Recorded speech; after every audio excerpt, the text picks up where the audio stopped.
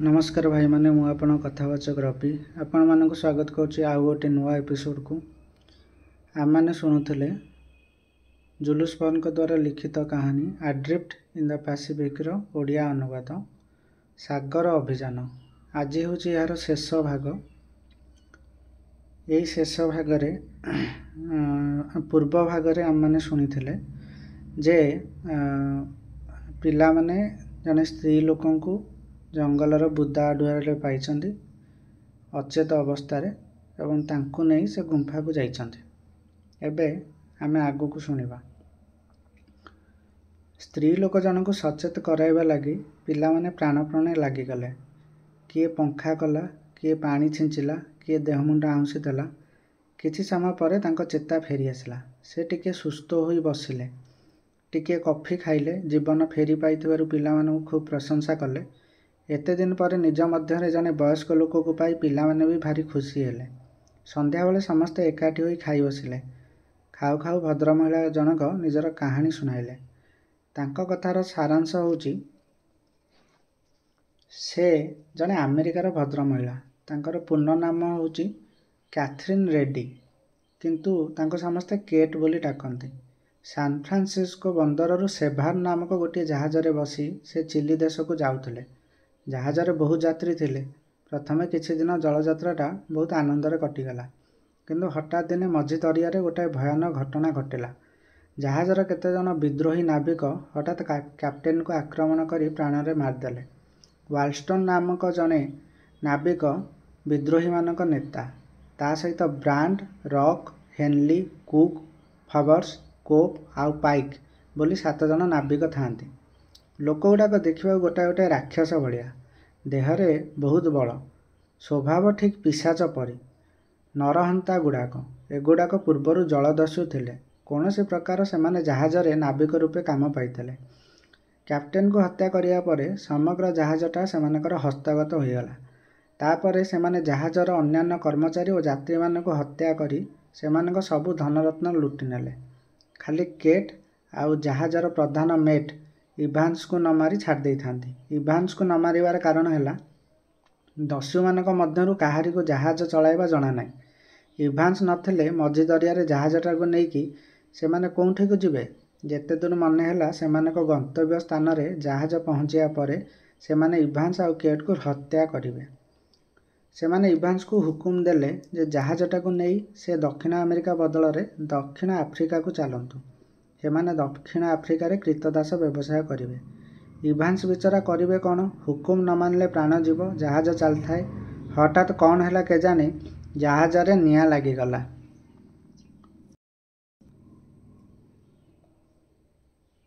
खोला समुद्र रे जो पवन थाए सेथिरे आउ से निया लिभिला नाही। नरहंता गुड़ाकर सबु योजना फसर पाटिगला। बाध्य होई सेमाने जहाज रे थिबा गोटे बड़ डंगारे बसी जहाज छाड़ी चल जीवाकू योजना कले। बंधुक, गोला बारूद, किछि लुगापटा, खाद्य जिनस आनी डंगारे बोझेई कले। निया तेणे हुँ हुँ होई माड़ी आसताए। केट आउ इभांस आसी प्रथमे डंगारे चढ़ले। तापरे नाविक माने जण जण होई डंगा को ओह्लाइले। ओह्लाउ ओह्लाउ हेनली बोली नाविकटिए पानी रे खसीगला।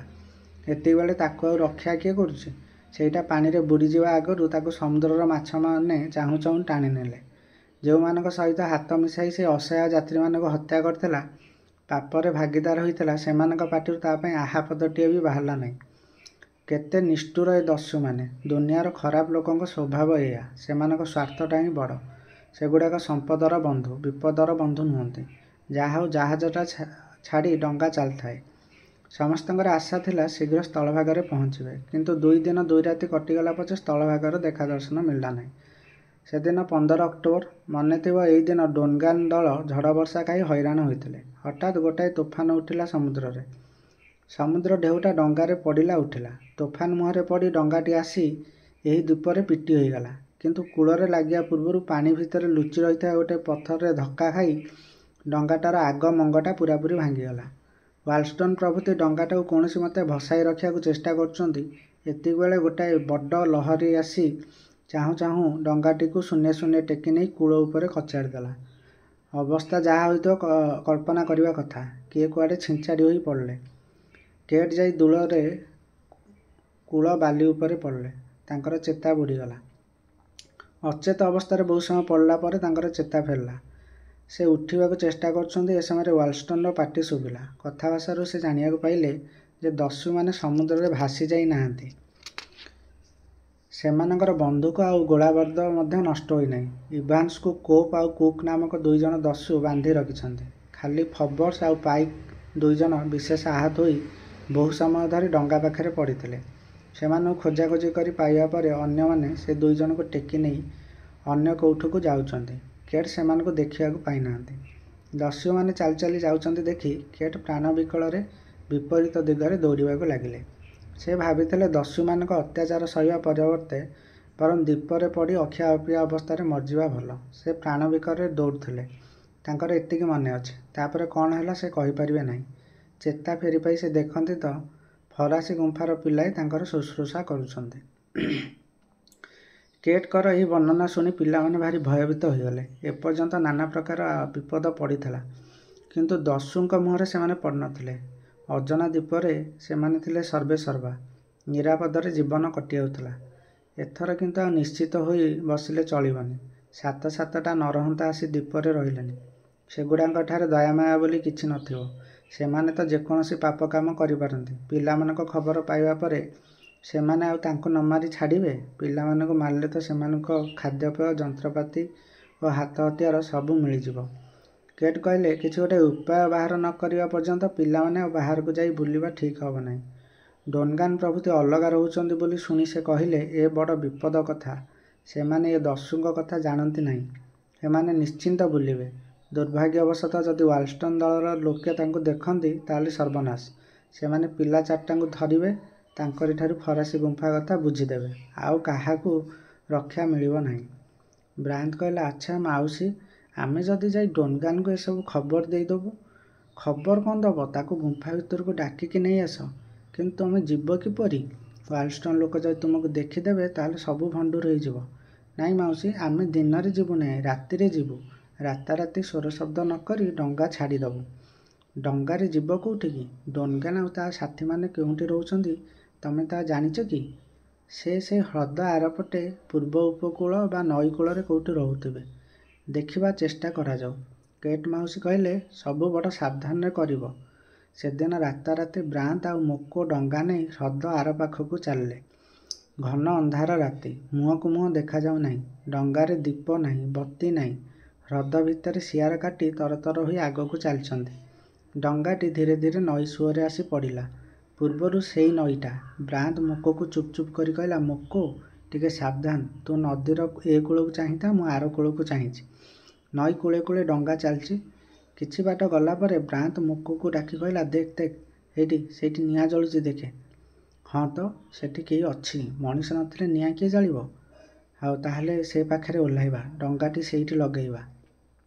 ଡଙ୍ଗା ଯାଇ କୂଳରେ ଲାଗିଯିବା ସାଙ୍ଗେ ସାଙ୍ଗେ ଗୋଟାଏ ଗଛରେ ଡଙ୍ଗା ବାନ୍ଧି ମୋକୋ ଆଉ ବ୍ରାନ୍ତ ଜଙ୍ଗଲ ଭିତରେ ଜଳୁଥିବା ନିଆଁ ଆଡ଼କୁ ଚାଲିଲେ। ଦିହିଁଙ୍କ କମରରେ ପିସ୍ତଲ ଥାଏ, ହାତରେ ଗୋଟେ ଗୋଟେ କୁରାଢ଼ୀ ଥାଏ। ପିଲା ହେଲେ କ'ଣ ହେବ? ବହୁତ ସାହସ ସେ 2 ଜଣଙ୍କର। ରାସ୍ତା ନାହିଁ, ଘାଟ ନାହିଁ। ଖାଲ ଢିପ ଉଚ୍ଚ ନିଚ ପଡ଼ ଉଠ ହୋଇ 2 ବନ୍ଧୁ କୌଣସି ମତେ ଚାଲିଥାନ୍ତି। ଜଙ୍ଗଲର ସେଇ ବହଳିଆ ଅନ୍ଧାର ଭିତରେ ଦେଖାଗଲା କ'ଣ ଗୋଟେ କଳା ଛାଇ ସେ ନିଆଁ ଆଡ଼କୁ ଯାଉଛି।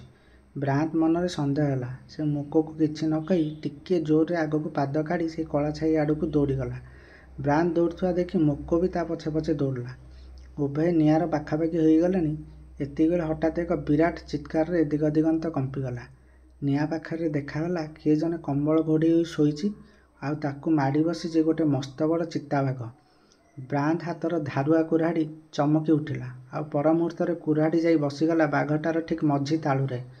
ଆଉ ଏକ ଚିତ୍କାରରେ କମ୍ପିଗଲା ସମସ୍ତ ଜଙ୍ଗଲ। ସେହି ମୁହୂର୍ତ୍ତରେ ଚିତାବାଘଟା ଅନ୍ତର୍ଦ୍ଧାନ ହୋଇଗଲା।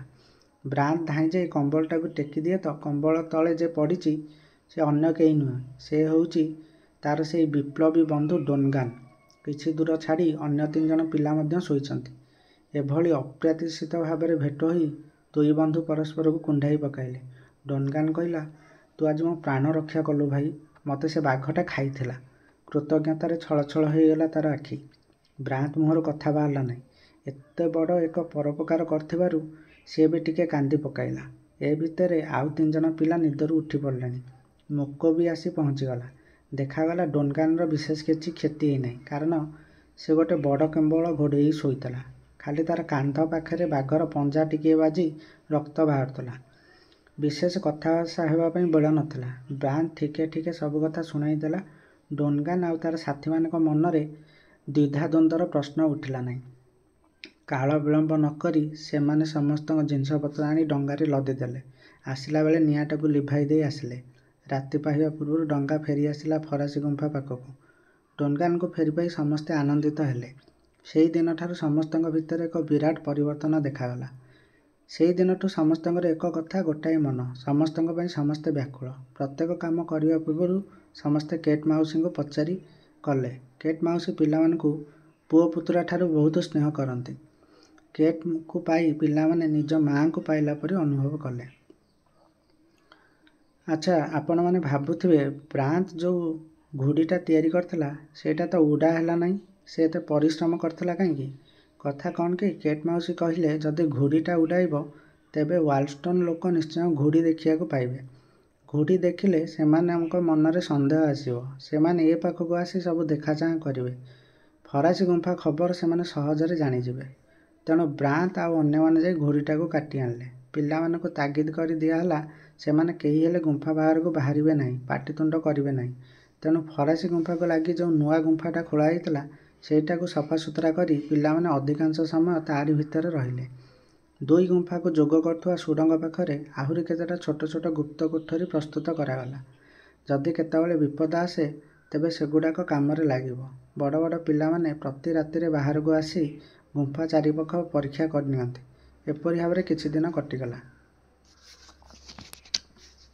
ବହୁତ ଦିନ ପୂର୍ବେ ଗୋଟାଏ ବହିରୁ ବ୍ରାଣ୍ଡ ପଢ଼ିବାକୁ ପାଇଥିଲା ଯେ ଜଣେ ସ୍ତ୍ରୀଲୋକ ଗୋଟାଏ ବଡ଼ ଘୁଡ଼ି କରି ତାରି ଲାଞ୍ଜକୁ ଧରି ଉପରେ ଉଡ଼ିଥିଲା। ବର୍ତ୍ତମାନ ସେ କଥାଟା ବ୍ରାଣ୍ଡର ମନେ ପଡ଼ିଗଲା। ସେ ଭାବିଲା, ଗୋଟାଏ ବଡ଼ ଘୁଡ଼ି କରି ତା ଦେହରେ ଯଦି ଗୋଟେ ଛୋଟ ଦୋଳିଟିଏ ଖଞ୍ଜି ଦିଆଯାଏ ତାହେଲେ ଦୋଳିରେ ବସାଇ ଜଣେ ପିଲାକୁ ଆକାଶରେ ଉଡ଼ାଯାଇ ପାରିବ। ସେ ଆକାଶରେ ଘୁଡ଼ି ସହିତ ଉଡ଼ି ସମସ୍ତ ଦ୍ୱୀପକୁ ଚାହିଁଲେ ୱାଲଷ୍ଟନ୍ର ଦଳ କେଉଁଠି ଅଛନ୍ତି ସହଜରେ ଦେଖିପାରିବ। ଏ ପ୍ରସ୍ତାବକୁ କେଟ୍ ମାଉସୀ ମନା କରୁଥିଲେ। ତଥାପି ଆକାଶରେ ଉଡ଼ିବା କଥା ଶୁଣି ପିଲାଏ ଜିଦ୍ ଧରିଲେ ଯେ ଘୁଡ଼ି ତିଆରି ହେବ। ସେ ଯୁଗରେ ଉଡ଼ାଜାହାଜ ବାହାରି ନଥାଏ। ଆକାଶରେ ଉଡ଼ିବା ପାଇଁ ମଣିଷ ନାନା ଚେଷ୍ଟା କରୁଥାଏ। କିଏ ଆକାଶରେ ପ୍ରଥମେ ଉଡ଼ିବ, ସେଥିପାଇଁ ଦେଶ ବିଦେଶରେ ପ୍ରତିଯୋଗିତା ଚାଲିଥାଏ। ତେଣୁ ଅନ୍ତତଃ କିଛି ସମୟ ପାଇଁ ହେଲେ ବି ଆକାଶରେ ଉଡ଼ିବାକୁ ପିଲାଙ୍କର ଭାରି ମନ। ପୂର୍ବର ଘୁଡ଼ି ଅପେକ୍ଷା ଆହୁରି ବଡ଼ କରି ଗୋଟାଏ ଘୁଡ଼ି ତିଆରି କରାଗଲା। ଖୁବ୍ ମଜବୁତ ବେତ, କାନଭାସ୍ କପଡ଼ା ବ୍ୟବହାର କରାଗଲା। କିନ୍ତୁ ଶେଷରେ ସମସ୍ୟା ହେଲା, ଏତେ ମଜବୁତ ଦଉଡ଼ି କେଉଁଠୁ ମିଳିବ? ଘୁଡ଼ି ଲାଞ୍ଜରେ ମଣିଷଟାଏ ଝୁଲିବ। ଏତେ ବଡ଼ ଘୁଡ଼ି ପବନରେ ଜୋରରେ ଭଁ ଭଁ ହୋଇ ଉଡ଼ିବ। ସେତିକି ଚାହିଁ ତ ଫେର ମଜବୁତ ଦଉଡ଼ି ଦରକାର। ନାନା ଚିନ୍ତା କରି ଶେଷରେ ଜାହାଜରେ ବ୍ୟବହାର କରାଯାଉଥିବା ତାର ଦଉଡ଼ି ଲଗାଇଲେ ଚଳିବ ବୋଲି ଠିକ୍ କରାଗଲା। ଘୁଡ଼ିର ଲାଞ୍ଜ ସ୍ଥାନରେ ଗୋଟାଏ ବଡ଼ ବେତ ଝୁଡ଼ି ଝୁଲାଇ ଦିଆଗଲା। ସବୁ ଠିକ୍ ଠାକ୍ ହେବା ପରେ ଘୁଡ଼ି ନେଇ ପିଲାମାନେ ବାହାରକୁ ଆସିଲେ। ଗୋଟାଏ ଖୋଲା ପଡ଼ିଆରେ ଘୁଡ଼ି ଉଡ଼ାଇବା ପାଇଁ ସମସ୍ତେ ରୁଣ୍ଡ ହେଲେ।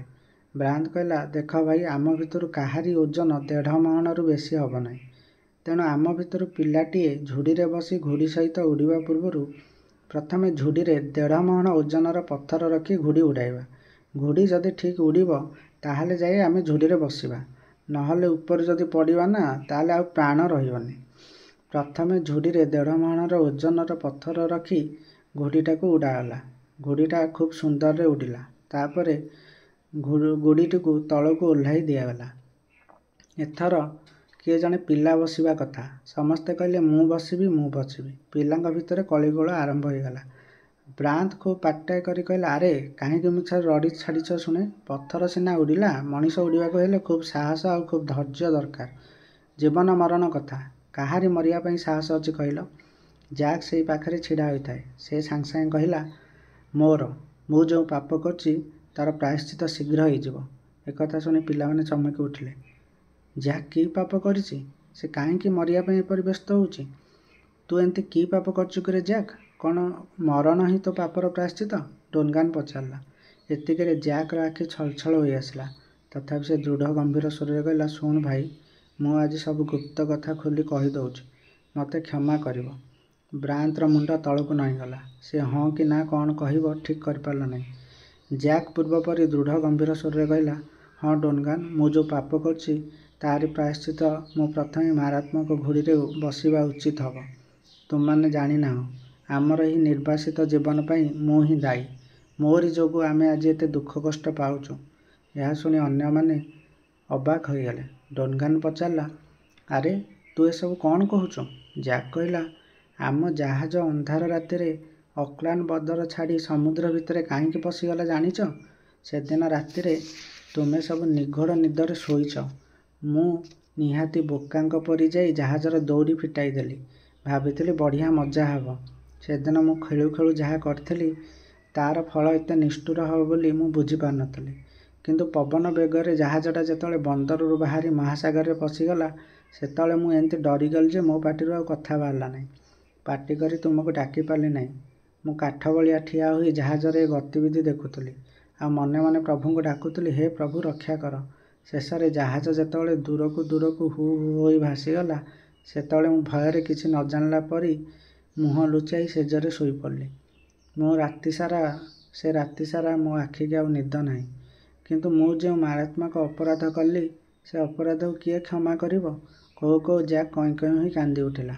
ବ୍ରାଣ୍ଡ ଅପରାଧୀଙ୍କ ପରି ମୁଣ୍ଡ ପୋତି ଠିଆ ହୋଇଥାଏ। ଅନ୍ୟମାନେ ବିସ୍ମୟରେ ମୂକ ପାଲଟି ଯାଇଥାନ୍ତି। କିଛି ସମୟ ପରେ ଡୋନଗାନ କହିଲା, ଜ୍ୟାକ୍, ତୋର ଏ ଭିତରେ ଯଥେଷ୍ଟ ପ୍ରାୟଶ୍ଚିତ ହୋଇସାରିଛି। ତୋ ପରିକା ହସଖୁସିଆ ପିଲା ଏ 2 ବର୍ଷ ହେଲା ଯେପରି ମୁହଁ ଶୁଖାଇ ଦିନ କାଟୁଛୁ ଏଥିରେ ତୋର ସବୁ ଦୋଷ କଟିଯାଇଛି। ତୋ ଭାଇ ବ୍ରାଣ୍ଡ କାହିଁକି ତୋତେ ସବୁ ବିପଦ କାମରେ ପଠାଉଥିଲା ତାର କାରଣ ଏବେ ଜଣାପଡ଼ିଲା। ଏଥର ସମସ୍ତେ ମିଶି ଜ୍ୟାକ୍କୁ ତୁନି କରାଇଲେ। ଶେଷରେ ଜ୍ୟାକ୍ ଅଧା କାନ୍ଦ ଅଧା ହସ ଭିତରେ ଯାଇ ଘୁଡ଼ିରେ ବନ୍ଧା ହୋଇଥିବା ଝୁଡ଼ି ଭିତରେ ବସିଲା। ଏଥର ଦଉଡ଼ି ଛାଡ଼ିବା କଥା। କିନ୍ତୁ ସବୁ ସଜବାଜ ସରିଲା ବେଳକୁ ବ୍ରାଣ୍ଡ ଗମ୍ଭୀର ହୋଇ କହିଲା, ଜ୍ୟାକ୍, ତୁ ଓହ୍ଲେଇ ଆ। ମୁଁ ଝୁଡ଼ିରେ ବସିବାକୁ ଠିକ୍ କରିଛି। ଜ୍ୟାକ୍ ଭାଇର କଥା କାଟିପାରିଲା ନାହିଁ। ବ୍ରାଣ୍ଡ ଘୁଡ଼ି ସହିତ ଆକାଶକୁ ଉଠିଗଲା। ସେ ଅନେକ ସମୟ ପର୍ଯ୍ୟନ୍ତ ନିର୍ବିଘ୍ନରେ ଆକାଶରେ ଉଡ଼ିଲା। ରାତିରେ ସେ ଯେତେବେଳେ ତାର ଆକାଶ ଅଭିଯାନ ଶେଷ କରି ତଳକୁ ଆସିଲା ସବୁ ପିଲା ତାକୁ ଘେରିଗଲେ। ସମସ୍ତେ ପଚାରି ବସିଲେ, ଭାଇ, କ'ଣ ସବୁ ଦେଖିଲ କହ। ପିଲାମାନେ ତାକୁ ପ୍ରଶ୍ନ ପଚାରି ପଚାରି ବ୍ୟତିବ୍ୟସ୍ତ କରିଦେଲେ ସତ, କିନ୍ତୁ ବ୍ରାଣ୍ଡ ଖାଲି ଗୋଟିଏ ଉତ୍ତର ଦେଲା, ସେଇ ଜଳଦସ୍ୟୁ ନାବିକମାନେ ଏଇ ଦ୍ୱୀପରେ ଅଛନ୍ତି। କିଛି ଦିନ ପରର କଥା। ସେଦିନ 24 ନଭେମ୍ବର। ବ୍ରାଣ୍ଡ ଆଉ ଗର୍ଡ଼ନ ଡଙ୍ଗା ନେଇ ଜିଲାନ୍ ନଦୀର ଆରପଟକୁ ଯାଇଥିଲେ। ଭାବିଥିଲେ ସେପଟେ ଯେଉଁ ଛୋଟ ରାସ୍ତାଟି ଅଛି ସେଇଟିକୁ ବାଡ଼ ଦେଇକି ବନ୍ଦ କରିବେ। କିନ୍ତୁ ନଈ କୂଳର ପ୍ରାୟ 150 ଗଜ ଯାଇଛନ୍ତି କି ନାହିଁ ବ୍ରାଣ୍ଡର ଜୋତା ଗୋଟାଏ ଜିନିଷ ଉପରେ ପଡ଼ି ଭାଙ୍ଗିଗଲା। ଜିନିଷଟା ମଡ଼୍ ମାଡ଼୍ ଶବ୍ଦ କରି ଭାଙ୍ଗିଲା। କ'ଣ ଏପରି ଶବ୍ଦ କରି ଭାଙ୍ଗିଲା ବୋଲି ପିଲାମାନେ ଦେଖନ୍ତି ତ ସେଇଟା ଗୋଟାଏ ତମାଖୁଖିଆ ପାଇପ୍। ଆଶ୍ଚର୍ଯ୍ୟ କଥା, ଏ ନିର୍ଜନ ଦ୍ୱୀପରେ ଏଭଳି ପାଇପ୍ ଆସିଲା କେଉଁଠୁ? ବୋଧହୁଏ ଦସ୍ୟୁ ନାବିକମାନେ ଏପଟକୁ ଆସିଥିଲେ କିମ୍ବା ଏହା ଫ୍ରାନ୍ସ ବଦୁଆର ହୋଇଥାଇପାରେ। ସନ୍ଦେହ ତୁଟାଇବାକୁ ବ୍ରାଣ୍ଡ ଭଙ୍ଗା ପାଇପ୍ଟାକୁ ଆଣି ଶୁଙ୍ଘି ପକାଇଲା। ସେଥିରୁ ତଟକା ତମାଖୁର ବାସ୍ନା ଆସୁଛି। ତେଣୁ ସେଇଟା ନିଶ୍ଚୟ ଏଇ ଅଳ୍ପ କିଛି ଦିନ ତଳେ କାହା ପକେଟରୁ ଖସି ପଡ଼ିଛି। ଅର୍ଥାତ୍ ଦସ୍ୟୁମାନେ ନିଶ୍ଚୟ ସେଠାକୁ ଆସିଥିଲେ। ୱାଲଷ୍ଟନ୍ ତାହେଲେ ସେ ଆଖପାଖରେ ବୁଲୁଛି। ପିଲା 2 ଜଣ ଆଉ ଡେରି ନ କରି ସେଠାରୁ ତରତର ହୋଇ ଫେରିଆସିଲେ।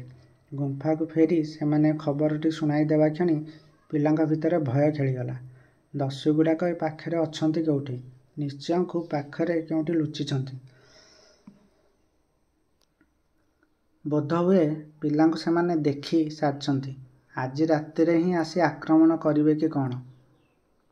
କିନ୍ତୁ ଏମିତି ମିଛ ଭୟ କରି କିଂକର୍ତ୍ତବ୍ୟ ବିମୂଢ଼ ହୋଇ ବସିଗଲେ ଚଳିବନି। ଶତ୍ରୁ ହାତରୁ ରକ୍ଷା ପାଇବାକୁ ଉପାୟ ଖୋଜିବାକୁ ପଡ଼ିବ। ଶତ୍ରୁର ଗତିବିଧି ଲକ୍ଷ୍ୟ କରିବାକୁ ଚେଷ୍ଟା ଚଳାଇବାକୁ ପଡ଼ିବ। 27 ନଭେମ୍ବର। 2 ଦିନ ହେଲା ଭୀଷଣ ଗରମ ପଡ଼ୁଛି।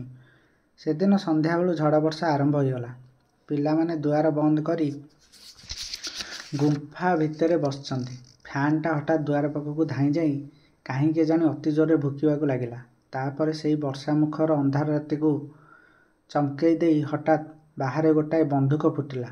ସେଠାରୁ 100-150 ହାତ ଦୂରରେ ଗୋଟାଏ ବନ୍ଧୁକ ଶବ୍ଦରେ ପିଲାମାନେ ଡରିଗଲେ। ସମସ୍ତଙ୍କ ଛାତି ଦାଉଁ ଦାଉଁ ହେଇ ଉଠିଲା ପଡ଼ିଲା। ଏମିତି ଝଡ଼ ବର୍ଷା ରାତିରେ ବି ଶଇତାନଗୁଡ଼ାକ ପିଲାଙ୍କୁ ଆକ୍ରମଣ କରିବାକୁ ଆସିଛନ୍ତି। ଡୋନଗାନ, ବ୍ରାଣ୍ଡ, ଗର୍ଡ଼ନ, ୱିଲ୍କସ୍ ସବୁ ବଡ଼ ବଡ଼ ପିଲାମାନେ ଯେ ଯାହାର ବନ୍ଧୁକ ରିଭଲଭର ଧରି ତିଆରି ହୋଇଗଲେ। ସେପଟୁ ଆକ୍ରମଣ ହେଲେ ଏପଟୁ ପ୍ରତି ଆକ୍ରମଣ ଚାଲିବ। ଆଉ ଭୟରେ କମ୍ବଳ ତଳେ ଲୁଚିଲେ ଚଳିବନି। ଚରମ ମୁହୂର୍ତ୍ତ ପାଇଁ ସମସ୍ତେ ଅସ୍ତ୍ରଶସ୍ତ୍ର ଧରି ପ୍ରସ୍ତୁତ। ଏତିକିବେଳେ ବାହାରୁ ଗୋଟେ ଅସହାୟ କରୁଣ ଆର୍ତ୍ତନାଦ ଶୁଣାଗଲା। ରକ୍ଷା କର, ରକ୍ଷା କର। କେଟ୍ ଦୁଆର ପାଖକୁ ଧାଇଁ ବାହାରକୁ କାନେଇବାକୁ ଲାଗିଲେ। ବାହାର ପଟୁ ପୁଣି ଆଉ ଥରେ ଚିତ୍କାର ଶୁଭିଲା। ଦ୍ୱିତୀୟ ଥର ସେଇ ରକ୍ଷା କର, ରକ୍ଷା କର ଚିତ୍କାର ଶୁଣି କେଟ୍ କହିଲେ, ପିଲାଏ ଶୀଘ୍ର ଦୁଆର ଖୋଲିଦିଅ, ଶୀଘ୍ର। ପିଲାମାନେ ବିନା ପ୍ରଶ୍ନରେ ଦୁଆର ଖୋଲିଦେଲେ। ପର ମୁହୂର୍ତ୍ତରେ ଜଣେ ବଳିଷ୍ଠ ବୟସ୍କ ନାବିକ ଗୁମ୍ଫା ଭିତରକୁ ପଶି ଆସିଲା। ସେତେବେଳକୁ ସେ ବିଚରାର ଅବସ୍ଥା ବଡ଼ ଖରାପ। ସେ ନାବିକ ଜଣକ କିଏ ହେଇଥିବ ବୋଲି ଭାବୁଛ ତମମାନେ? ସେ ହେଉଛନ୍ତି ସେଭାର୍ନ ଜାହାଜର ମେଟ୍ ଶ୍ରୀଯୁକ୍ତ ଇଭାନ୍ସ। ଗୁମ୍ଫା ଭିତରକୁ ଆସୁ ଆସୁ ସେ ଦୁଆର ବନ୍ଦ କରିଦେଲେ। ଦୁଆରରେ କାନ ଦେଇ କିଛି ସମୟ ବାହାରର ସ୍ୱର ଶବ୍ଦକୁ କାନେଇ ରହିଲେ। ତାପରେ ଭିତରକୁ ଚାହିଁ ଦିଅନ୍ତି ତ ଭିତରେ ଏତେ ଗୁଡ଼ାଏ ପିଲା। ପିଲାଙ୍କୁ ଦେଖି ସେ ଅବାକ୍ ହୋଇଗଲେ। ଏ ଭିତରେ ସେ କେଟ୍କୁ ଦେଖିପାରିଲେ। ବିମୂଢ଼ କଣ୍ଠରେ ସେ ପଚାରିଲେ, କେଟ୍ ତମେ ବଞ୍ଚିଛ? ଏଇଠି ଅଛ? ହଁ ଇଭାନ୍ସ, ମୁଁ ମରିନି, ଏଇଠି ବଞ୍ଚି ରହିଛି। ତୁମେ ଯେପରି ପିଲାଙ୍କ ଯୋଗୁଁ ପ୍ରାଣ ରକ୍ଷା କରିପାରୁଛ, ମୁଁ ମଧ୍ୟ ସେହିପରି ପିଲାଙ୍କ ଯୋଗୁଁ ମରଣ ମୁହଁରୁ ବଞ୍ଚିଯାଇଛି। ଇଭାନ୍ସକୁ ଦେଖି ପିଲାମାନେ ଜାଣିଗଲେ ଯେ ସେ ଅନେକ ଦିନ ହେଲା କିଛି ଖାଇନାହାନ୍ତି। ତେଣୁ ସେମାନେ ତାଙ୍କୁ ଖାଇବାକୁ ଦେଇ ଶୋଇବାକୁ ଜାଗା ଦେଖାଇଦେଲେ। ବିଶ୍ରାମ ନେଇ କିଛି ସମୟ ସୁସ୍ଥ ହେବା ପରେ ସେ ପିଲାଙ୍କର ସମସ୍ତ କାହାଣୀ ଶୁଣିଲେ ଓ ସେମାନଙ୍କୁ ନିଜ କାହାଣୀ ବି ଶୁଣାଇଲେ। କୂଳରେ ଲାଗିବା ପରେ ୱାଲଷ୍ଟନ୍ ଓ ତାର ଲୋକ ଇଭାନ୍ସକୁ ଧରି କୂଳରେ ଗୋଟାଏ ପର୍ବତ ଗୁମ୍ଫାକୁ ଚାଲିଗଲେ। ସମସ୍ତେ ସେଇଠି ରହିଲେ। ଡଙ୍ଗାର ଗୋଟାଏ ମୁଣ୍ଡ ତ ପୁରା ଭାଙ୍ଗି ଯାଇଥିଲା। କୌଣସି ପ୍ରକାର ଡଙ୍ଗାଟିକୁ ସେମାନେ ଗୁମ୍ଫା ପାଖକୁ ଟାଣିନେଲେ। ଯନ୍ତ୍ରପାତି ଥିଲେ ସେମାନେ ଡଙ୍ଗା ମରାମତି କରି ଦେଇଥାନ୍ତେ, କିନ୍ତୁ ଯନ୍ତ୍ରପାତି ସବୁ ସମୁଦ୍ରରେ ବୁଡ଼ି ଯାଇଥିଲା। ଇଭାନ୍ସ ଏସବୁ କହୁ କହୁ ଡନ୍କାନ୍ କହିଲା, ଆମ ପାଖରେ ସବୁ ଯନ୍ତ୍ରପାତି ଅଛି। ଇଭାନ୍ସ କହିଲା, ସେ କଥା ୱାଲଷ୍ଟନ୍ ଜାଣିସାରିଛି। କେବଳ ଏତିକି ନୁହେଁ, ତୁମେ କେତେଜଣ ଅଛ, ତୁମର ବୟସ ଓ ଚାଲିଚଳନ ଏସବୁ କଥା ସେ ଜାଣେ। ଗର୍ଡ଼ନ ପଚାରିଲା, କେମିତି? ଇଭାନ୍ସ କହିଲା, 8 ଦିନ ତଳର କଥା। ଆମେ ସେତେବେଳେ ୱାଲଷ୍ଟନ୍ ସାଥିରେ ବଣରେ ବୁଲୁଛୁ। ହଠାତ୍ ଗୋଟାଏ ଜିନିଷ ଦେଖି ଆମେ ଚାହିଁ ରହିଲୁ। ସେଥିରୁ ଆମେ ଜାଣିଲୁ ଯେ ଏ ନିର୍ଜନ ଦ୍ୱୀପ ନିର୍ଜନ ନୁହେଁ, ଏଠାରେ ମଣିଷ ଅଛନ୍ତି। ସେ ଜିନିଷ ହେଉଛି ବେତରେ ତିଆରି ଗୋଟାଏ ଗୁଡ଼ି। ସେ ଗୁଡ଼ିଟି ହ୍ରଦ କୂଳରେ ପଡ଼ିଥିଲା। ତା ମୁହଁରୁ କଥା ଛଡ଼ାଇ ନେଇ ଡନ୍କାନ୍ କହିଲା, ଓ ସେଇଟା ପରା ଆମ ଗୁଡ଼ି। ସେଥିରେ ବସି ବ୍ରାନ୍ତ ଉଡ଼ୁଥିଲା। ଦଉଡ଼ି ଛିଡ଼ିଗଲା ଯେ ସେ ଯାଇ ହ୍ରଦ କୂଳରେ ପଡ଼ିଗଲା। ଆମେ ସେଇଠି ଗୁଡ଼ିଟାକୁ ଛାଡ଼ିଦେଇ ଆସିଥିଲୁ। ଇଭାନ୍ସ କହିଲା, ସତେ? ଯାହା ହଉ। ଘୁଡ଼ି ଦେଖିବା ବେଳୁ ଏ ଦ୍ୱୀପରେ କିଏ ସବୁ ଅଛନ୍ତି ବୋଲି ୱାଲଷ୍ଟନ୍ ଖୋଜି ବୁଲିଲା। ଆଉ ମୁଁ ସେତିକିବେଳେ ମନେ ମନେ ଠିକ୍ କରିନେଇଥିଲି ଯେ ଏ ଦ୍ୱୀପରେ ଯେ କେହି ଥାଆନ୍ତୁ ନା କାହିଁକି, ମୁଁ ଏମାନଙ୍କ ସାଙ୍ଗ ଛାଡ଼ି ସେଇ ଲୋକଙ୍କ ସାଥିରେ ରହିବି। ବୋଧହୁଏ ୱାଲଷ୍ଟନ୍ ମୋ ମନ କଥା ଠଉରେଇ ନେଇଥିଲା, କାରଣ ସେହି ଦିନୁ ସେ ମୋ ଉପରେ କଡ଼ା ନଜର ରଖିବାକୁ ଲାଗିଲା। ସେ ତ ଲୋକ ନେଇ ଦ୍ୱୀପର ଚାରିଆଡ଼େ ଖୋଜୁଥାଏ, କିନ୍ତୁ କେଉଁଠି ହେଲେ ମଣିଷଙ୍କ ଦେଖା ପାଉନଥାଏ କି କାହାର ସ୍ୱର ଶବ୍ଦ ଶୁଣିବାକୁ ପାଉନଥାଏ। ବ୍ରାନ୍ତ କହିଲା, ତାର କାରଣ ହେଉଛି ଆମେ ଗୁମ୍ଫା ଭିତରେ ମୋଟେ ବାହାରକୁ ବାହାରୁ ନାହୁଁ। ପାଟିତୁଣ୍ଡ କରିବାକୁ ମଧ୍ୟ ସମସ୍ତଙ୍କୁ ମନା କରାଯାଇଛି। ବନ୍ଧୁକ ଫୁଟାଇବାକୁ ବି ଆମେ ସାହସ କରୁନୁ। ଇଭାନ୍ସ କହିଲେ, ତୁମେ ସବୁ ପ୍ରକାର ସତର୍କତା ଅବଲମ୍ବନ କଲ ସତ, କିନ୍ତୁ କିଛି ଦିନ ଭିତରେ ୱାଲଷ୍ଟନ୍ ତୁମର ସନ୍ଧାନ ପାଇଗଲା। ବୋଧହୁଏ ଦିନେ ରାତିରେ କିଛି ସମୟ ପାଇଁ ତୁମ ଗୁମ୍ଫାର ଦୁଆର ଖୋଲା ଥିଲା। ସେହି ସମୟରେ ଆମେ ତୁମ ଲଣ୍ଠନ ଆଲୁଅ ଦେଖିନେଲୁ।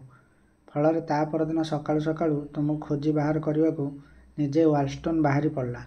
ସେଦିନ ଦିନସାରା ସେ ପାଖ ନଦୀ କୂଳରେ ଗୋଟାଏ ବୁଦା ଭିତରେ ଛପି ରହିଥିଲା।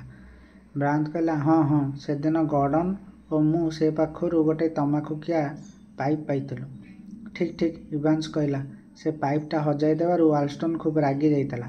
ଯାହା ହଉ, ସେ ବୁଦା ଭିତରେ ରହି ସେ ତୁମ ସମସ୍ତଙ୍କୁ ଦେଖିପାରିଲା। ଦଳେ ପିଲା ନଈ କୂଳରେ ଡିଆଁ ଡେଇଁ କରୁଛନ୍ତି ଦେଖି ସେ ଖୁସି ହୋଇଗଲା। ସେ ଭାବିଲା ସେମାନେ 7 ଜଣ ମିଶିଗଲେ ଏ କେତେଟା ମେଞ୍ଚର ଟୋକାଙ୍କୁ ସାବାଡ଼ କରିଦେବେ। ଲୁଚିଥିବା ଜାଗାରୁ ଫେରିଆସି ତୁମମାନଙ୍କୁ କିପରି ମାରିବାକୁ ହେବ ସେ ବିଷୟରେ ବ୍ରାଣ୍ଡ ବୋଲି ଗୋଟେ ନାବିକ ସାଥିରେ ଆଲୋଚନା କଲା। ଏକଥା ଶୁଣି ଡନ୍କାନ୍ ମୁହଁ ଲାଲ ପଡ଼ିଗଲା। ସେ କହିଲା, ଆରେ ଶଇତାନ! ଇଭାନ୍ସ କହିଲା, ସେଗୁଡ଼ାକ ଛୋଟକାଟିଆ ଶଇତାନ ନୁହନ୍ତି, ମହା ଶଇତାନ। ତାହା ନ ହୋଇଥିଲେ ଜାହାଜର ନିର୍ଦ୍ଦୋଷ ଲୋକଗୁଡ଼ାକୁ ଏମିତି ପ୍ରାଣରେ ମାରିଥାନ୍ତେ। ସବୁଠୁ ବଡ଼ ଶଇତାନ ହେଲା ସେଇ ୱାଲଷ୍ଟନ୍। ସେଇଟା ମଣିଷ ନୁହଁ, ଗୋଟାଏ ପିଶାଚ। ସେଇଟା ଯେକୌଣସି ଅମାନୁଷିକ କାମ ନିର୍ବିଘ୍ନରେ ହସି ହସି କରିଦେବ। ଲୋକଟା ଦେହରେ କମ୍ ବଳ ନାହିଁ।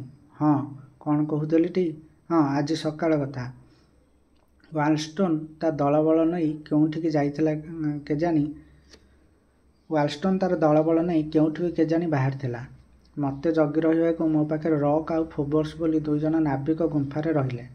କିଛି ସମୟ ପରେ ସେ 2 ଜଣ ମୋତେ ନେଇ ଶିକାର କରିବାକୁ ବଣକୁ ବାହାରିଲେ। ସେ ଦୁହିଁଙ୍କ ହାତରେ ବନ୍ଧୁକ ଥାଏ। ବଣ ଭିତରେ ବି ସେମାନେ ମୋ ଉପରେ କଡ଼ା ନଜର ରଖିଥାନ୍ତି। ମୋ ହାତରେ ଗୋଟାଏ ଛୁରୀଟାଇ ଥାଏ। ମୁଁ ଆଉ କେବେ ଖସିକି ଯାଇପାରୁଛି? ଧାଇଁ ପଳାଇବାକୁ ଚେଷ୍ଟା କଲା ମାତ୍ରେ ସେମାନେ ଗୁଳି କରିବେ।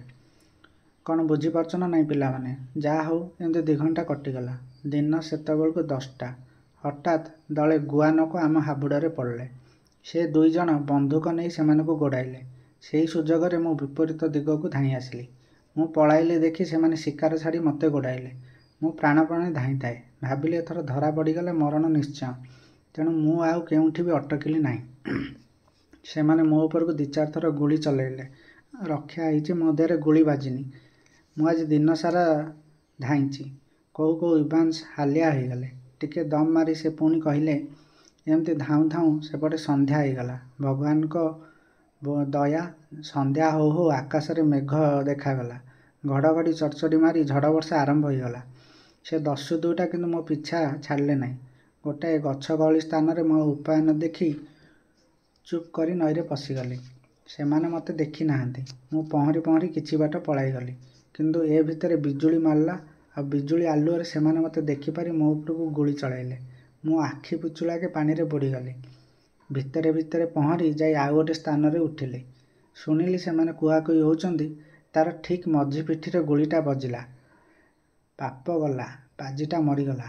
ଏପରି କୁହାକୁହି ସେମାନେ ନଈକୂଳରୁ ଫେରିଗଲେ। ମୁଁ ଏପଟ କୂଳରେ ଉଠି ତୁମର ଗୁମ୍ଫାଟା କେଉଁଠି ଅଛି ଖୋଜିଲି। ଏ ଯେଉଁ ଝଡ଼ ବର୍ଷା ରାତି, ଏ ଅନ୍ଧାରରେ ତୁମ ଗୁମ୍ଫା ଖୋଜି ପାଇଲି ନାହିଁ। କିଛି ତ ଦେଖାଯାଉନି। କିନ୍ତୁ ଏ ଭିତରେ ତୁମ କୁକୁରଟି ବାରମ୍ବାର ଭୁକିଲା। ସେହି ଶବ୍ଦ ଧରି ମୁଁ ତୁମ ଗୁମ୍ଫା ପାଖକୁ ଆସି ଡାକିଲି। ନିଜର କାହାଣୀ କହିସାରି ଇଭାନ୍ସ କହିଲେ, ଆଜିଠାରୁ ଜାଣ ମୁଁ ତୁମ ଭିତରୁ ଜଣେ। ମୁଁ ଯେପରି ତୁମ ଉପରେ ନିର୍ଭର କରିବି, ତୁମେ ବି ସେପରି ମୋ ଉପରେ ବିଶ୍ୱାସ ରଖ। କିଛି ଭୟ କର ନାହିଁ। ଗର୍ଡ଼ନ କହିଲା, ଆଚ୍ଛା, ୱାଲଷ୍ଟନ୍ ସାଥିରେ ଗୋଟାଏ ରାଜିନାମା କଲେ କେମିତି ହୁଅନ୍ତା? ଧର ଆମେ ତାଙ୍କ ଭଙ୍ଗା ଡଙ୍ଗାଟି ସଜାଡ଼ି ଦିଅନ୍ତୁ। ପ୍ରସ୍ତାବ ଶୁଣି ଇଭାନ୍ସ ହସିଲେ। କହିଲେ, ସେଗୁଡ଼ାକ ସାଙ୍ଗରେ ରାଜିନାମା? ତୁମେ ତାଙ୍କୁ ଚିହ୍ନିନ। ସେମାନଙ୍କ ପରି ବିଶ୍ୱାସଘାତକ ଏ ଦୁନିଆରେ ନାହାନ୍ତି। ଆଜି ସାଧୁ ପୁରୁଷ ହୋଇ ତୁମର ସାହାଯ୍ୟ ନେବେ, କାଲି ତୁମର ସର୍ବସ୍ୱ ଛଡ଼ାଇ ତମକୁ ହତ୍ୟା କରିବେ। କିଛି ସମୟ ଚିନ୍ତା କରି ସେ ପୁଣି କହିଲେ, ଆଚ୍ଛା, ତୁମେ ଯଦି ସେମାନଙ୍କ ଡଙ୍ଗାଟି ସଜାଡ଼ି ଦେଇ ସେମାନଙ୍କୁ ଏଠାରୁ ପଳାଇବାକୁ ସାହାଯ୍ୟ କରିବ, ତାହେଲେ ତୁମ ନିଜର ଅବସ୍ଥା କ'ଣ ହେବ? ଗର୍ଡ଼ନ ମୁହଁରେ ଆଶାର ଆଭା ଫୁଟି ଉଠିଲା। ସେ ପଚାରିଲା, ଆପଣ କ'ଣ କହୁଛନ୍ତି? ଏଇ ଡଙ୍ଗାଟି ହୋଇଗଲେ ଆମେ ଅଜଣା ଦ୍ୱୀପରୁ ଉଦ୍ଧାର ପାଇ ଚାଲିଯିବୁ? ନିଶ୍ଚୟ। କିନ୍ତୁ ଏଡ଼ିକି ଛୋଟ ଡଙ୍ଗାରେ ବସି ଏତେ ବଡ଼ ପ୍ରଶାନ୍ତ ମହାସାଗର ପାରି କରିହେବ? ଏ ତ କେତେ ହଜାର ମାଇଲ ହେବ। ଇଭାନ୍ସ ହସି ହସି କହିଲେ, 1000 ମାଇଲ କାହିଁକି ହେବ? ଏଠାରୁ ମାତ୍ର 30 ମାଇଲ ଦୂରରେ ସ୍ଥଳଭାଗ ଅଛି। ସେଠାକୁ ଚାଲିଗଲେ ଆମେ ଯେକୌଣସି ଦେଶର ବଡ଼ ଜାହାଜ ପାଇଯିବା। ପିଲାମାନେ ଅବାକ୍ ହୋଇଗଲେ। ଡୋନେଗାନ କହିଲା, ମାତ୍ର 30 ମାଇଲ? ତା ଅର୍ଥ ଏ ଦ୍ୱୀପର ଚାରିପଟେ ସମୁଦ୍ର ନାହିଁ? ନାହିଁ ବୋଲି କହୁନାହିଁ, କିନ୍ତୁ କେବଳ ପଶ୍ଚିମ ଦିଗରେ ହିଁ ବଡ଼ ମହାସାଗର ରହିଛି।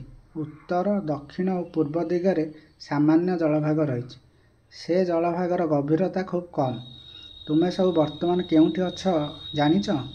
ଗର୍ଡ଼ନ କହିଲା, ବୋଧହୁଏ ଦକ୍ଷିଣ ପ୍ରଶାନ୍ତ ମହାସାଗର କୌଣସି ଏକ ନିର୍ଜନ ଦ୍ୱୀପରେ। ହଁ, ଗୋଟିଏ ଦ୍ୱୀପରେ। ଦକ୍ଷିଣ ଆମେରିକାର ଉପକୂଳରେ ଥିବା ଶହ ଶହ ଦ୍ୱୀପ ଭିତରୁ ଏଇଟା ହେଉଛି ଗୋଟାଏ ଦ୍ୱୀପ। ଏଠାରୁ ଦକ୍ଷିଣ ଆମେରିକା ଅତି ବେଶୀ ହେଲେ 30 ମାଇଲ ହେବ। ତୁମ ସ୍କୁଲରେ ମାନଚିତ୍ରରେ ହାନୋଭର ଦ୍ୱୀପ ଦେଖିଥିବ। ଏଇଟା ସେଇ ଦ୍ୱୀପ।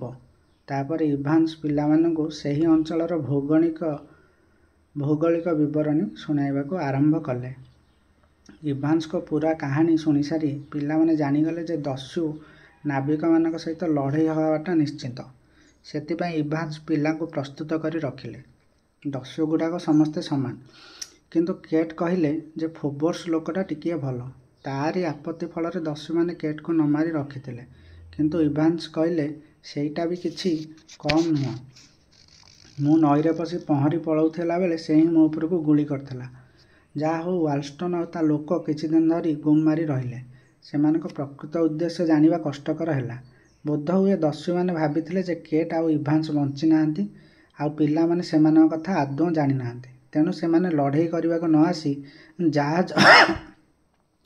ସେମାନେ ଲଢ଼େଇ କରିବାକୁ ନ ଆସି ଜାହାଜ ବୁଡ଼ିଯିବା ପରେ ଅସହାୟ ହୋଇ ପଡ଼ିଥିବା ନାବିକ ରୂପରେ ଆଶ୍ରୟ ମାଗିବାକୁ ଆସିପାରନ୍ତି।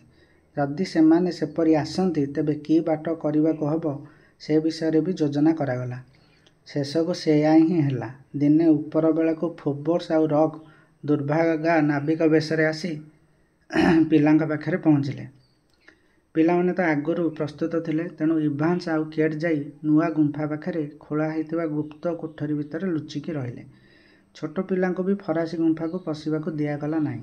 ବଡ଼ମାନେ 2 ଆଗନ୍ତୁକ ନାବିକଙ୍କୁ ଫରାସୀ ଗୁମ୍ଫାରେ ରଖି ଖାଇବା ପିଇବାକୁ ଦେଲେ। 2 ଗୁମ୍ଫା ମଝିରେ ଥିବା ବାଟଟିକୁ ଆଗରୁ ବନ୍ଦ କରି ରଖାଯାଇଥାଏ। ସନ୍ଧ୍ୟା ହଉ ହଉ 2 ନାବିକ ନିଦର ବାହାନା କରି କମ୍ବଳ ଧରି ଶୋଇପଡ଼ିଲେ। ରାତି ଅନ୍ଧାର ହେବା ଆଗରୁ ଦିହେଁ ଘୁଙ୍ଗୁଡ଼ି ଉପରେ ଘୁଙ୍ଗୁଡ଼ି ମାରିଲେ। ପିଲାମାନେ ଜାଣିଲେ ଯେ ଏଗୁଡ଼ାଙ୍କର ମତଲବ ନିଶ୍ଚୟ ଖରାପ। ତେଣୁ ସେମାନଙ୍କ କାର୍ଯ୍ୟକଳାପ ଲକ୍ଷ୍ୟ କରିବାକୁ ମୋକ ତାର କମ୍ବଳ ପକାଇ ସେ ପାଖରେ ଶୋଇଲା। ଅନ୍ୟମାନେ ଆର ଗୁମ୍ଫାକୁ ଚାଲିଗଲେ, କିନ୍ତୁ ଯିବା ଆଗରୁ ସେମାନେ ଫରାସୀ ଗୁମ୍ଫାର ମୁହଁରେ କବାଟ ବନ୍ଦ କରିଦେଇ ଭିତର ପଟୁ ବଡ଼ ବଡ଼ ପଥର କଦେଇ ଦେଲେ। ଯଦି ୱାଲଷ୍ଟନ୍ ଆଉ ତା ଲୋକବାକ ନେଇ ରାତି ଅଧିଆ ଆକ୍ରମଣ କରେ, ତେବେ ସେ ଯେପରି କବାଟ ଖୋଲି ନ ପାରେ ତାର ବ୍ୟବସ୍ଥା କରିଦେଲେ। ଭିତରେ ଶୋଇଥିବା 2 ଦସ୍ୟୁ କ'ଣ କରୁଛନ୍ତି ସେଥିପ୍ରତି ସମସ୍ତେ ନଜର ରଖିଲେ। ବିପଦ ପଡ଼ିଲେ କିପରି ଠାର ଦ୍ୱାରା ଜଣାଇବ ମୋକକୁ ତାହା କହି ଦିଆଯାଇଥାଏ। ରାତି ଅଧ। ମୋକ ଦେଖିଲା ଯେ ରକ୍ ଆଉ ଫୋବର୍ସ ଉଠି କବାଟ ପାଖରେ ରଖାଯାଇଥିବା ପଥରଗୁଡ଼ିକ ଘୁଞ୍ଚାଉଛନ୍ତି। ତେଣୁ ସେ ଠାର ଦ୍ୱାରା ପିଲାଙ୍କୁ ବିପଦ ପଡ଼ିଲା ବୋଲି ଜଣାଇଲେ। ପଥରଗୁଡ଼ିକ ଘୁଞ୍ଚାଇ ସାରି ରକ୍ କବାଟର କିଳିଣି ଖୋଲିବାକୁ ହାତ ବଢ଼ାଇଛି, ଗୋଟାଏ ବିରାଟ ଲୁହା ପରି ହାତ ଯାଇ ତା କାନ୍ଧରେ ଚିପି ଧରିଲା। ସେ ଛାନିଆ ହୋଇ ପଛକୁ ଚାହିଁଦିଏ ତ ଇଭାନ୍ସ ଆସି ତା କାନ୍ଧରେ ହାତ ଚାପି ଧରିଛନ୍ତି ଓ ତାକୁ ଖାଇଯିବା ଭଳି ଚାହିଁ ରହିଛନ୍ତି। ମଣିଷ ହଠାତ୍ ଭୂତ ଦେଖିଲା ପରି ଯେମିତି ଚମକି ପଡ଼ିବ, ରକ୍ ସେଇଭଳିଆ ଚମକି ପଡ଼ିଲା। ସେ କହିଲା, ଇଭାନ୍ସ, ତୁ ଏଇଠି? ହଁ ହଁ, ମୁଁ ଏଇଠି, କିନ୍ତୁ ମୁଁ ବର୍ତ୍ତମାନ ଇଭାନ୍ସ ନୁହଁ, ମୁଁ ହେଉଛି ତୋ ଯମ। ଠିକ୍ ସେହି କ୍ଷଣରେ ବଡ଼ ପିଲାମାନେ କେଟ୍ ମାଉସୀଙ୍କ ପାଖରେ ସାନ ପିଲାଙ୍କୁ ରଖିଦେଇ ନିଜ ନିଜର ବନ୍ଧୁକ ଧରି ସେଠାକୁ ମାଡ଼ି ଆସିଲେ। କ୍ରସ୍, ୱେବ୍ ଆଉ ୱିଲ୍କକ୍ସ ମିଶି ଆଖି ପିଛୁଳାକେ ଫୋବର୍ସକୁ ମାଡ଼ି ବସିଲେ। ସେପଟେ ଇଭାନ୍ସଙ୍କ କବଳରୁ ଖସିବା ପାଇଁ ରକ୍ ଛାଟିପିଟି ହେଉଥାଏ। ତାକୁ କାବୁ କରିଦେବା ଲାଗି ଡନ୍କାନ୍ ଆଉ ବକ୍ସଟାର ଧାଇଁଗଲା ବେଳକୁ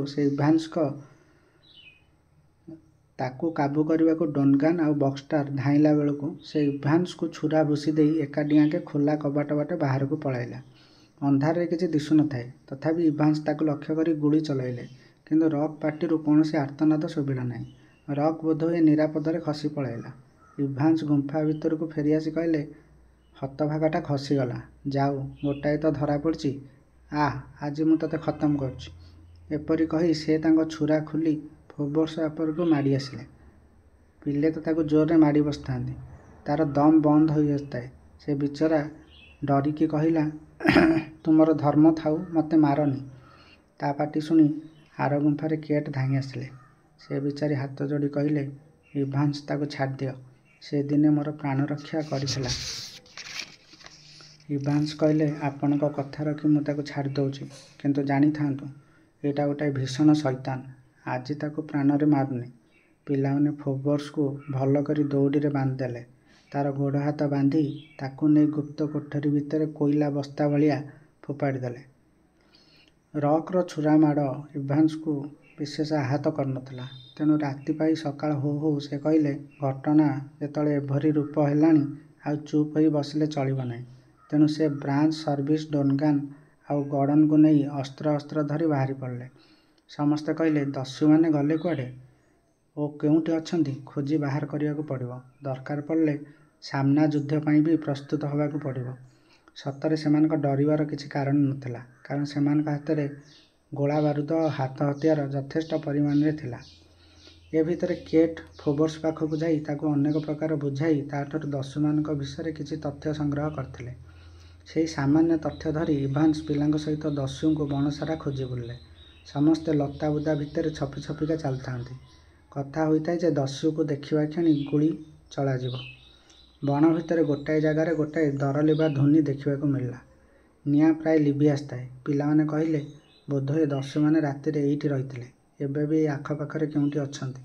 ଏପରି କଥାବାର୍ତ୍ତା ଚାଲିଛି, ଏତିକିବେଳେ ହଠାତ୍ ଗୋଟାଏ ବନ୍ଧୁକ ଫୁଟିଲା, ଆଉ ଚାହୁଁ ଚାହୁଁ ବ୍ରାଞ୍ଚର କାନ ପାଖ ଦେଇ ଗୋଟାଏ ଗୁଳି ଚାଲିଗଲା। ପର ମୁହୂର୍ତ୍ତରେ ଆଉ 3ଟା ବନ୍ଧୁକ ଫୁଟିଲା।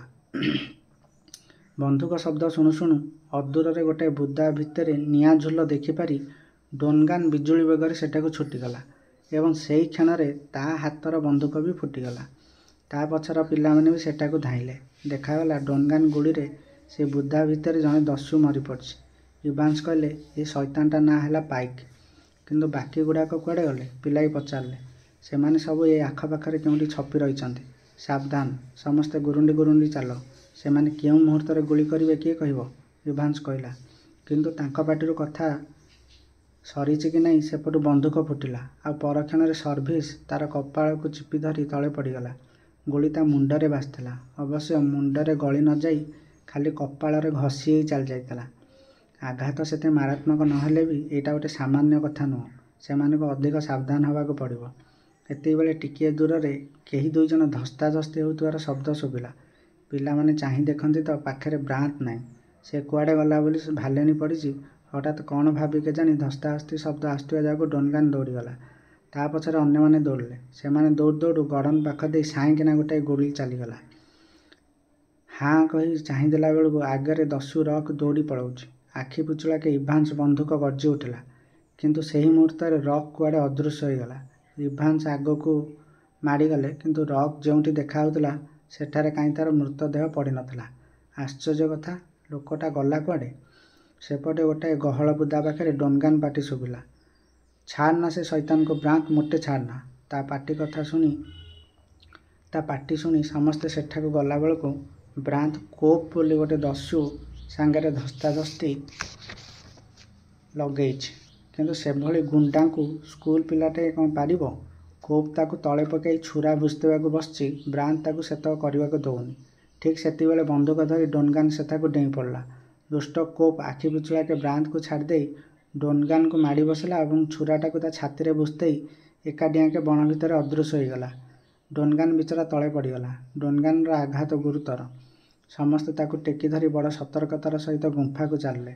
କିନ୍ତୁ ଗୁମ୍ଫା ପାଖକୁ ଆସୁ ଆସୁ ଶୁଣାଗଲା ଛୋଟ ପିଲାମାନେ ଚିତ୍କାର କରୁଛନ୍ତି। କଥା କ'ଣ? ବଡ଼ ବଡ଼ ପିଲାମାନେ ଇଭାନ୍ସକୁ ସାଥିରେ ଧରି ବାହାରକୁ ଚାଲିଗଲେଣି ଜାଣି ୱାଲଷ୍ଟନ୍ ଆଉ 2 ଜଣ ବ୍ରାଣ୍ଡ ଆଉ କୁକ୍କୁ ଧରି ଫରାସୀ ଗୁମ୍ଫା ଆକ୍ରମଣ କରିଥାଏ।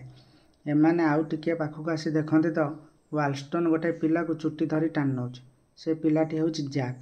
ତା ପଛରେ ବ୍ରାଣ୍ଡ ଆଉ ଗୋଟାଏ ପିଲାକୁ, ବୋଧହୁଏ କୋଷ୍ଟର ହେବ କି କ'ଣ, ଚୁଟି ଧରି ଟାଣି ନେଉଥାଏ। ଏପରି 2 ପିଲାଙ୍କୁ ଧରି ସେମାନେ ନଈକୂଳକୁ ଟାଣି ନେଉଥାନ୍ତି। ଚାହୁଁ ଚାହୁଁ ବକ୍ସଟାର ଦୌଡ଼ି ଆସି ବ୍ରାଣ୍ଡ ଉପରକୁ ଡେଇଁ ପଡ଼ିଲା। କିନ୍ତୁ ସେ କି ବ୍ରାଣ୍ଡକୁ ପାରେ? ବ୍ରାଣ୍ଡ ତାକୁ ଏକାମୁଥକେ ତଳେ ପକାଇଦେଲା। ଦେଖାଗଲା ନଈରେ କୁକ୍ ଡଙ୍ଗା ଧରି ଅପେକ୍ଷା କରିଛି। ଏ 2 ଜଣ ଦସ୍ୟୁ ପିଲା 2ଟାଙ୍କୁ ଟାଣି ନେଇ ସେଆଡ଼କୁ ଚାଲିଛନ୍ତି। ସେମାନଙ୍କୁ ଯଦି ରୋକା ନ ଯାଏ ତାହେଲେ ସେମାନେ ବୋଧହୁଏ ଏ 2 ପିଲାଙ୍କୁ ହରଣଚାଲ କରିନେବେ। ସେତିକିବେଳେ ସର୍ବନାଶ ହୋଇଯିବ। ତେଣୁ ଇଭାନ୍ସ, ବ୍ରାନ୍ତ୍, ଗର୍ଡ଼ନ, କ୍ରସ୍ ଓ ୱିଲ୍କସ୍ ନଈକୂଳକୁ ଧାଇଁଲେ। ହାତରେ ବନ୍ଧୁକ ଥାଏ ସତ, କିନ୍ତୁ କାଳେ ପିଲା 2ଟା ଦେହରେ ବାଜିଯିବ ବୋଲି କେହି ଗୁଳି କରିପାରିନଥାନ୍ତି।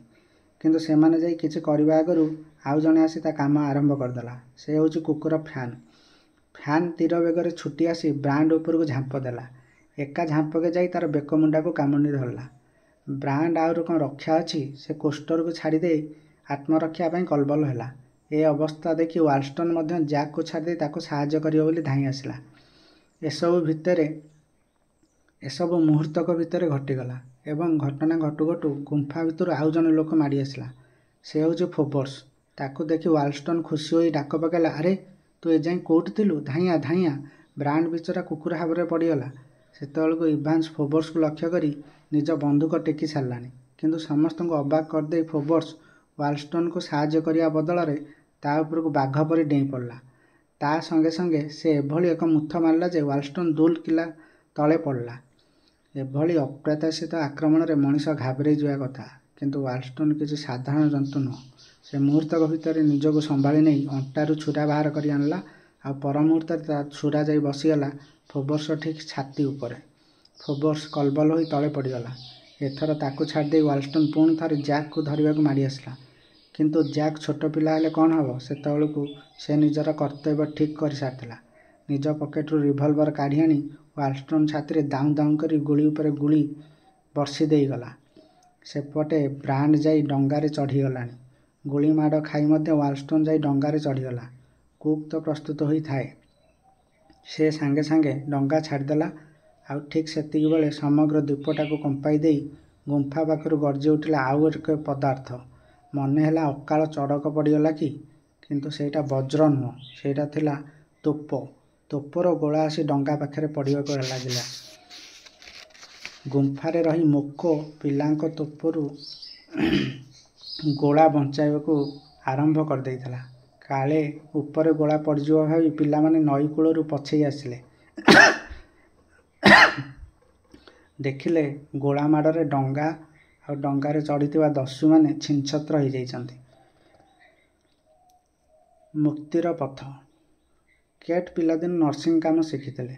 ତାଙ୍କରି ଅକ୍ଳାନ୍ତ ସେବା ଫଳରେ ଡନ୍ଗାନ୍ ଧୀରେ ଧୀରେ ସୁସ୍ଥ ହୋଇ ଉଠିଲା। କିନ୍ତୁ ଆହତ ଫୋବର୍ସ ଆଉ ସୁସ୍ଥ ହୋଇପାରିଲା ନାହିଁ। ପିଲାମାନେ ତାକୁ ବି ଗୁମ୍ଫାକୁ ଟେକି ଆଣିଥିଲେ। କେଟ୍ ନିଜର ପାରୁ ପର୍ଯ୍ୟନ୍ତ ପରିଶ୍ରମ କରି ତାର ବି ସେବା ଶୁଶ୍ରୂଷା କରିଥିଲେ। ଯେତେ କଲେ କ'ଣ ହେବ, ସେ ଆଉ ବଞ୍ଚିଲା ନାହିଁ। ମରିବା ଆଗରୁ ତାର ଟିକେ ଜ୍ଞାନ ଫେରି ଆସିଥିଲା। ସେତେବେଳେ ସେ କେଟ୍କୁ ଧନ୍ୟବାଦ ଦେଇ କହିଲା, ମା, ମୁଁ ତୁମ ଋଣ ଶୁଝିପାରିଲି ନାହିଁ। ତୁମେ ହିଁ ମୋତେ ପାପ ପଥରୁ ଧର୍ମପଥକୁ ଫେରାଇ ଆଣିଛ। ମୋର ଦୋଷାଦୋଷ କ୍ଷମା କରିବ। ପିଲାମାନେ ତାକୁ ଫ୍ରାନ୍ସୋ ବଦୁଆର କବର ପାଖରେ କବର ଦେଇଦେଲେ। ସେହି ନିର୍ଜନ ଦ୍ୱୀପରେ ମୃତ୍ୟୁର ସଙ୍କେତ ଧରି ଦୁଇଟି କ୍ରସ୍ ଠିଆ ହୋଇ ରହିଲେ। କିନ୍ତୁ ତଥାପି କ'ଣ ଦ୍ୱୀପଟା ଶତ୍ରୁଶୂନ୍ୟ ହେଲାଣି? କୋପ୍ ଆଉ ରକ୍ ପରା କୁଆଡ଼େ ଗଲେ କିଛି ଜଣାପଡ଼ୁନି। ସେ ଦୁଇଟା ଖତମ ନହେଲା ପର୍ଯ୍ୟନ୍ତ ଶାନ୍ତିରେ ବସି ହେଉଛି କେବେ? ହାଣ୍ଡିଏ ଦୁଧରେ ଟୋପେ ଦହି ପଡ଼ିଗଲେ ବି ଛିଡ଼ିଯାଏ। ଜଣେ ଦସ୍ୟୁ ଥିବା ପର୍ଯ୍ୟନ୍ତ ବିପଦ ଅଛି। ସେ ଦୁଷ୍ଟ କେତେବେଳେ କି ବିପଦ ସୃଷ୍ଟି କରିବ କହିହେବ ନାହିଁ। ସାପ ମାରି ଲାଙ୍ଗୁଡ଼ରେ ବିଷ ଛାଡ଼ିଦେବା ଠିକ୍ ହେବ ନାହିଁ। ତେଣୁ ଫୋବର୍ସକୁ କବର ଦେଇସାରିବା ପରଦିନ ଇଭାନ୍ସ ପିଲାଙ୍କୁ ଧରି ବନ୍ଧୁକ ହାତରେ ବଣ ବୁଲି ବାହାରିଲେ। ଉଦ୍ଦେଶ୍ୟ, ଯଦି ସେ ଦୁଷ୍ଟ ଦୁଇଟା ହାବୁଡ଼ରେ ପଡ଼ନ୍ତି, ତାଙ୍କ ସହିତ ଠିକଣା ମୁକାବିଲା କରିବା। ବଣରେ ବୁଲୁ ବୁଲୁ ଗୋଟାଏ ଗଛ ତଳେ ଦେଖାଗଲା କୋପ୍ର ମୃତଦେହଟା ପଡ଼ିଛି। ବାଘ କି ବିଲୁଆ ହାବୁଡ଼ରେ ସେ ଯାଇ ପଡ଼ିନଥିବାରୁ ତାକୁ ସହଜରେ ଚିହ୍ନି ହୋଇଗଲା। ସେ ବୋଧହୁଏ ଲଢ଼େଇ ବେଳେ ଆହତ ହୋଇ ସେଇଠି ମରିଗଲା। କିନ୍ତୁ ରକ୍ କୁଆଡ଼େ ଗଲା? ଇଭାନ୍ସ କହିଲେ, ସେଦିନ ତ ମୁଁ ଠିକ୍ ଲାଖ କରି ସେଇଟାକୁ ଗୁଳି କରିଥିଲି। କିନ୍ତୁ ଗୁଳି ବାଜୁ ବାଜୁ ସେଇଟା ବଡ଼ ଅଦ୍ଭୁତ ଭାବରେ ଅଦୃଶ୍ୟ ହୋଇଗଲା। କୁଆଡ଼େ ଗଲା? ଏମିତି କଥାଭାଷା ହଉ ହଉ ୱିଲ୍କକ୍ସ କହିଲା, ଭାଇ, ମୁଁ ବଣରେ ଯେଉଁ ଗାତ ସବୁ ଖୋଳି ଫାନ୍ଦ ବସାଇଥିଲି, ଅନେକ ଦିନ ହେଲା ସେଗୁଡ଼ାକ ଦେଖିନି। ଚାଲ ଦେଖିବା, ଯଦି ଭିତରେ କିଛି ପଶୁପକ୍ଷୀ ପଡ଼ିଥିବେ ଧରିବା। ସମସ୍ତେ ସେଇଆଡ଼େ ଚାଲିଲେ। ଗୋଟାଏ ଗାତ ଉପରେ ଡାଳପତ୍ର ଟିକିଏ ଆଡ଼ିଆ ହେଲା ପରି ଦେଖାଯାଉଥାଏ। ପିଲାମାନେ ସେ ଗାତରୁ ଭଲ କରି ଡାଳପତ୍ର କାଢ଼ିଦେବାରୁ ସେଠାରୁ ଦୁର୍ଗନ୍ଧ ବାହାରିଲା। କଥା କ'ଣ ବୋଲି ଚାହିଁ ଦିଅନ୍ତି ତ ସେଇ ଗାତରେ ମଲା ମଣିଷଟାଏ ପଡ଼ିଛି। ସେଇଟାକୁ ଉପରକୁ ଟାଣି ଆଣୁ ଆଣୁ ଚିହ୍ନି ହୋଇଗଲା ଯେ ସେଇଟା ହେଉଛି ରକ୍। ଧାଇଁ ପଳାଉଥିବା ବେଳେ ଇଭାନ୍ସ ଗୁଳି ମାଡ଼ ଖାଇ ରକ୍ ସେଇ ଗାତରେ ଗଳି ପଡ଼ିଥିଲା। ସେଇ ଭିତରେ ସେ ଆପଣା କବର ଆପେ ଗଢ଼ି ଦେଇଛି। ଏପରି ଭାବରେ ଦ୍ୱୀପରୁ ସବୁ ଶତ୍ରୁ ନିର୍ମୂଳ ହେଲେ। ତେଣୁ ଡନ୍ଗାନ୍ ଭଲ କରି ସୁସ୍ଥ ହେବା ପରେ ସେମାନେ ସ୍ୱଦେଶକୁ ଫେରିବାର ଆୟୋଜନ ଆରମ୍ଭ ହୋଇଗଲା। ଇଭାନ୍ସ ତ କହିଥିଲେ ଯେ ଖଣ୍ଡେ ଭଲ ଡଙ୍ଗା ହେଲେ ସେମାନେ ଅକ୍ଳେଶରେ 30 ମାଇଲ ସମୁଦ୍ର ପାର ହୋଇ ମୂଳ ଭୂଖଣ୍ଡକୁ ଚାଲିଯାଇ ପାରିବେ। ତ ସମସ୍ତେ ମିଶି ଦସ୍ୟୁମାନଙ୍କ ଭଙ୍ଗା ଡଙ୍ଗାଟି ମରାମତି କରିବାକୁ ଲାଗିଲେ। ପାଖରେ ହାତ ହତିଆର ଥାଏ, କାଠର ବି ଅଭାବ ନଥାଏ। ଜାନୁଆରୀ ମାସ ଶେଷ ସପ୍ତାହ ବେଳକୁ ଡଙ୍ଗା ମରାମତି ହୋଇଗଲା। ଏଥର ସବୁ ଦରକାରୀ ଜିନିଷପତ୍ର ଗୁମ୍ଫାରୁ ନେଇ ଡଙ୍ଗାରେ ରଖାଗଲା। ଖାଦ୍ୟ, ବସ୍ତ୍ର, ଅସ୍ତ୍ରଶସ୍ତ୍ର, ଯନ୍ତ୍ରପାତି ଓ ପିଲାଙ୍କ ବହିପତ୍ର ସବୁ ଆସି ଡଙ୍ଗାରେ ରଖାଗଲା। ପଇସାପତ୍ର ବି ଆସିବା ଦିନୁ ଖର୍ଚ୍ଚ ନ ହୋଇ ସେମିତି ରହିଥାଏ। ନିର୍ଜନ ଦ୍ୱୀପରେ ସିନା ଟଙ୍କା ପଇସାର ଲୋଡ଼ା ନାହିଁ, ସଭ୍ୟ ଦେଶକୁ ଗଲେ ତ ବିନା ପଇସାରେ ଚଳି ହେବନି। ତେଣୁ ପଇସାପତ୍ର ବି ସାବଧାନରେ ରଖାଗଲା। ଏପରି ସବୁ ସଜାସଜି କରି ସେମାନେ ଫେବୃଆରୀ 5 ତାରିଖ ଦିନ ଡଙ୍ଗାରେ ବସି ଫେରିବେ ବୋଲି ଠିକ୍ କଲେ। ସେତେବେଳକୁ 1822 ମସିହା। ଅଜ୍ଞାତ ଦ୍ୱୀପକୁ ଆସିବାର 2 ବର୍ଷ ହୋଇଗଲାଣି। 4 ତାରିଖ ଉପରବେଳା ପୋଷା ବାନ୍ଧିଥିବା ପଶୁଗୁଡ଼ାକୁ ଖୋଲି ଦିଆଗଲା। ବେକରୁ ପଘା ଶିକୁଳି ଖୋଲୁ ଖୋଲୁ ସେଗୁଡ଼ାକ ଡିଆଁ ମାରି ବଣକୁ ପଳେଇଲେ। ପଶୁଙ୍କୁ ପଳାଇବାର ଦେଖି ଗାର୍ନେଟ୍ କହିଲା, ଆରେ ପଶୁଗୁଡ଼ାକ କି ଅକୃତଜ୍ଞ! ଏତେ ଦିନ ଖାଇ ପିଇ ରହିଲେ, ଅଥଚ ଗଲାବେଳକୁ ଟିକେ ଧନ୍ୟବାଦ ବି ଦେଲେନି। ଇଭାନ୍ସ କହିଲା, ଆରେ ସମସ୍ତେ ସ୍ୱାଧୀନତା ଚାହାନ୍ତି, ବାନ୍ଧି ହୋଇ ରହିବାକୁ କିଏ ଭଲ ପାଏ? ବଣ ହେଲା ସେମାନଙ୍କ ନିଜ ଦେଶ। ନିଜ ଦେଶ ମାୟାରେ କିଏ ଭୁଲି ପାରିବ? ମୁକ୍ତି ପାଇବା ସଙ୍ଗେ ସଙ୍ଗେ ସେମାନେ ସ୍ୱଦେଶକୁ ଚାଲିଗଲେ। ବ୍ରାଉନ୍ କହିଲା, ଯେପରି ସୁବିଧା ସୁଯୋଗ ମିଳିଯିବାରୁ କାଲି ସକାଳୁ ସକାଳୁ ଆମେ ଏହି ସୁନ୍ଦର ଦ୍ୱୀପଟି ଛାଡ଼ି ସ୍ୱଦେଶ ପଥରେ ଚାଲିଯିବା। ପିଲାମାନେ ପଚାରିଲେ, ସତେ କ'ଣ ଆମେ ସ୍ୱଦେଶକୁ ଚାଲିଯାଇପାରିବା? କେଟ୍ କହିଲେ, ନିଶ୍ଚୟ। ମଣିଷ ଆଶାରେ ବଞ୍ଚି ରହେ ଆଉ ଆତ୍ମଚେଷ୍ଟା ବଳରେ ଅସମ୍ଭବକୁ ସମ୍ଭବ କରିପାରେ। ସମୁଦ୍ର ପାର ହୋଇ ଆମେ ମୂଳ ସ୍ଥଳଭାଗକୁ ଚାଲିଗଲେ ସେଠାରୁ ନିଶ୍ଚୟ ସ୍ୱଦେଶକୁ ଚାଲିଯିବା। ବାଟରେ ସମୁଦ୍ର ଭିତରେ ଯେ କେଉଁ ଜାହାଜ ଭେଟ ନ ହେବ କିଏ କହିବ? ସେଦିନ ରାତିରେ କାହା ଆଖିକୁ ନିଦ ଆସିଲା ନାହିଁ। ଏ ଦ୍ୱୀପରୁ ଉଦ୍ଧାର ପାଇବାକୁ ସେମାନେ କେତେ ପରିଶ୍ରମ, କେତେ ଚେଷ୍ଟା ନ କରିଛନ୍ତି। ତଥାପି ଦ୍ୱୀପ ଛାଡ଼ିଯିବାର ବେଳ ପାଖେଇ ଆସିବାରୁ ସବୁରି ମନ ଭିତରଟା କେମିତି କେମିତି ଲାଗିଲା। ସତରେ ବିଦାୟଟା ଭାରି ଦୁଃଖଦାୟକ। ଫେବୃଆରୀ 5 ତାରିଖ ସକାଳୁ ସକାଳୁ ପିଲାଙ୍କ ଡଙ୍ଗା ଛାଡ଼ିଦେଲା। ଜିଲାନ୍ ନଈରେ ଅନୁକୂଳ ପବନ ପଡ଼ିଥାଏ। ସୁନ୍ଦର ବେଗରେ ଡଙ୍ଗା ସମୁଦ୍ର ଆଡ଼କୁ ଚାଲିଗଲା। କିଛି ସମୟ ଭିତରେ ଦ୍ୱୀପର ପାହାଡ଼ ପର୍ବତ ସବୁ ଦୂରରେ ଅଦୃଶ୍ୟ ହୋଇଗଲା। ଆଗରେ ଦେଖାଗଲା କେବଳ ସୁନୀଳ ସାଗରର ଅନନ୍ତ ଅଗାଧ ଜଳରାଶି। କୌଣସି ଜିନିଷର ତ ଅଭାବ ନଥାଏ। ଅସୁବିଧା ପଡ଼ିଲାନି। ସୁରୁଖୁରୁରେ ଦିନ ବିତି ଚାଲିଥାଏ। 13 ଫେବୃଆରୀ ସକାଳ ବେଳା କଥା। ସର୍ଭିସ୍ ଦୂରକୁ ଚାହିଁଥାଏ। ସେ ହଠାତ୍ ପାଟି କରି ଉଠିଲା, ଧୂଆଁ ଧୂଆଁ, ଦେଖ, ଏଇ ଦୂରରେ ଧୂଆଁ ଦେଖାଯାଉଛି। ଆରେ, କିଏ ବନ୍ଧୁକ ଫୁଟାଉ ନାହିଁ ତ? ସେଇ ଧୂଆଁ ହେଇଥିବ, ଗର୍ଡ଼ନ କହିଲା। ସେତେବେଳକୁ ବ୍ରାଞ୍ଚ ଯାଇ ମାସ୍ତୁଲରେ ଚଢ଼ିଗଲାଣି। ମାସ୍ତୁଲ ଉପରୁ ସେ ଖୁସିରେ ପାଟିକଲା, ବନ୍ଧୁକ ନୁହଁରେ, ଜାହାଜ।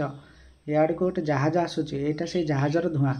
କିଛି ସମୟ ଭିତରେ ଦେଖାଗଲା ଗୋଟେ ପ୍ରକାଣ୍ଡ ମାଲବାହୀ ଜାହାଜ ପ୍ରବଳ ବେଗରେ ସେଆଡ଼କୁ ଚାଲି ଆସୁଛି। ପିଲାମାନେ ନିଜ ନିଜର ରୁମାଲ ଚଦର ଉଡ଼ାଇ ଜାହାଜକୁ ରହ ରହ ବୋଲି ଡାକ ପକାଇଲେ।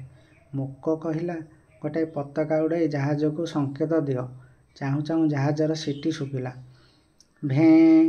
ପିଲାଙ୍କ ଖୁସି ଦେଖେ କିଏ? ଜାହାଜବାଲା ସେମାନଙ୍କ ସଙ୍କେତ ଦେଖିପାରୁଛନ୍ତି। 15 ମିନିଟ୍ ଭିତରେ ଡଙ୍ଗା ଯାଇ ଜାହାଜ ପାଖରେ ଲାଗିଗଲା। ପିଲାମାନେ ଦେଖିଲେ ଜାହାଜର ନାମ ହେଉଛି ଗ୍ରାଫ୍ଟନ୍। ଅଳ୍ପ କିଛି ସମୟ ଭିତରେ ଡଙ୍ଗାର ମାଲପତ୍ର ସବୁ ଜାହାଜକୁ ଟେକି ନିଆଗଲା। ପିଲାମାନେ ବି ଜାହାଜରେ ଚଢ଼ିଗଲେ। ଡଙ୍ଗାଟିକୁ ଆଉ ଜାହାଜକୁ ଉଠାଇ ହେଲା ନାହିଁ। ସେଇଟିକୁ ସମୁଦ୍ରରେ ଭସାଇ ଦେଇ ଜାହାଜ ଆଗକୁ ଚାଲିଗଲା। ଜାହାଜର କପ୍ତାନଙ୍କ ନାଁ ଲଙ୍ଗ୍। ସେ ଜାହାଜ ନେଇ ଅଷ୍ଟ୍ରେଲିଆର ସିଡ୍ନୀ ବନ୍ଦରକୁ ଯାଉଥିଲେ। 2 ବର୍ଷ ତଳେ ଅକ୍ଲାଣ୍ଡ ବନ୍ଦରରୁ ସ୍କୁଲ ପିଲାଙ୍କୁ ଧରି ଜାହାଜଟିଏ ଭାସି ଯାଇଥିବା କଥା ପୃଥିବୀର ସବୁ ଖବରକାଗଜରେ ବାହାରିଥିଲା। ମିଷ୍ଟର ଲଙ୍ଗ୍ ମଧ୍ୟ ସେ ଖବର ପଢ଼ିଥିଲେ। ବର୍ତ୍ତମାନ ସେହି ସ୍କୁଲ ପିଲାଙ୍କୁ ସେ ଉଦ୍ଧାର କରି ଅଷ୍ଟ୍ରେଲିଆ ନେଇଯାଉଛନ୍ତି ଜାଣି ଖୁସିରେ ନାଚିଲେ। ଜାହାଜରେ ପିଲାଙ୍କ ପାଇଁ ଗୋଟେ ବିରାଟ ଭୋଜିର ଆୟୋଜନ କରାଗଲା। ଭୋଜିଖିଆ ଚାଲିଥାଏ। କପ୍ତାନ ଲଙ୍ଗ୍ ହସ ହସ ମୁହଁରେ ପିଲାଙ୍କୁ ପଚାରିଲେ, ଆରେ ବାପ୍ରେ, ତୁମେ ସବୁ କେଉଁଠି ରହିଯାଇଥିଲ? ମୋତେ ସେ କଥା ଟିକିଏ କହିଲ।